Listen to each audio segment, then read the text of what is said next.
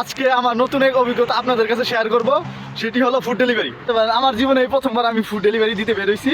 1 degree Celsius তাপমাত্রায় যে food delivery করলে যে আসলে কেমন অভিজ্ঞতা, এটা আপনাদের মাঝে আজকে তুলে ধরবো। 15 ডিগ্রি সেলসিয়াস বা 20 ডিগ্রি সেলসিয়াস তাপমাত্রায় যদি আমি ফুড ডেলিভারি করতাম তাহলে এতটা অসুবিধা হতো না। কিন্তু আজকে আমাদের এখানে তাপমাত্রা হচ্ছে 1 ডিগ্রি সেলসিয়াস। 1 ডিগ্রি সেলসিয়াসে আমি কখনো ঘুরতে বের হইনি, আমার কোনো অভিজ্ঞতা নাই। আর এখানে 1 ডিগ্রি সেলসিয়াস তাপমাত্রায় আমরা ডেলিভারি দিতে বেরোইছি। তো ভাই 1 ডিগ্রি সেলসিয়াস তাপমাত্রায় কিছু বলেন, কেমন? বলার কিছু নাই। আসলে বাংলাদেশে আমরা কখনোই 10 ডিগ্রি নিচে আমরা তাপমাত্রা পাইনি। এখানে ডেলিভারির কাজে বা বিভিন্ন কাজে শীত বলার কিছু নাই।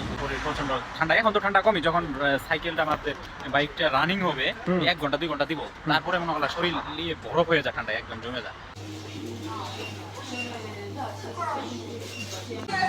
এই যে আমরা এখন অর্ডার রিসিভ করতে আসছি। এই যে আমরা এইমাত্র অর্ডার রিসিভ করলাম। ফুড ডেলিভারি করলে এটা হচ্ছে স্বাধীনতা। আপনি চাইলে 2 ঘন্টা ফুড ডেলিভারি করতে পারবেন, আপনি চাইলে 4 ঘন্টা ফুড ডেলিভারি করতে পারবেন, আপনি চাইলে দিনে 10 ঘন্টা। আপনার যদি ফুড ডেলিভারির দূরত্ব হয় 5 কিলো বা 10 কিলো, তাহলে আপনার ফুড ডেলিভারি যদি 300 রুপল টাকা দেয়, তাহলে মনে হয় যে বাংলা টাকায় প্রায় টাকা আসে 450 বা 500 টাকার কাছাকাছি। প্রতিদিন 2 ঘন্টা বা 4 ঘন্টা ফুড ডেলিভারি করেন, তাহলে বাংলা টাকায় আপনি 2 থেকে 3 হাজার টাকা কামাইতে পারবেন। এটা হচ্ছে সিম্পল পার্ট টাইম।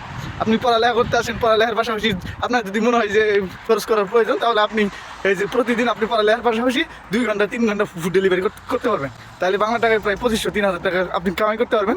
এটা আসলে আমার কাছে অনেক ভালো লাগে। এরকম আমাদের বাংলাদেশে যদি হতো, তাইলে আর কেউ বেকার থাকতো না। ফুড ডেলিভারি করতে হলে আপনার একটা জিনিসের দক্ষ হতে হবে। এটা হচ্ছে আপনার গুগল ম্যাপ। আপনি যদি গুগল ম্যাপ ভালো করে বুঝতে পারেন এবং কি গুগল ম্যাপ অনুযায়ী যদি ভালোভাবে আপনি চলতে পারেন, তাহলে আপনার জন্য ফুড ডেলিভারি করা একদম সহজ হবে। যদি ফুড ডেলিভারি আপনার ভালো লাগাইতে চান, তাহলে আগে আপনার ভালো লাগাইতে হবে যে ভ্রমণ। আপনার কাছে যদি ভ্রমণ ভালো লাগে, আপনার কাছে ঘুরতে ফিরতে এবং কি সব নতুন নতুন জায়গাতে ঘুরতে যদি আপনার ভালো লাগে, তাহলে আমি মনে করবো ফুড ডেলিভারি আপনার অনেক ভালো লাগবে। আপনার যদি ভ্রমণ ভালো না লাগে, আপনার যদি ঘোরাঘুরি করতে ভালো না লাগে, তাহলে আপনার কাছে ফুড ডেলিভারি এই বিষয়টা ভালো লাগবে না। আসলে আমি নিজেও আসলে ঘোরাঘুরি করতে অনেক ভালোবাসি, এই জন্য আমার কাছে ফুড ডেলিভারি বিষয়টা অনেক ভালো লাগে। নতুন নতুন জায়গা, নতুন নতুন সব কিছু আমার কাছে অনেক ভালো লাগে ফুড ডেলিভারি।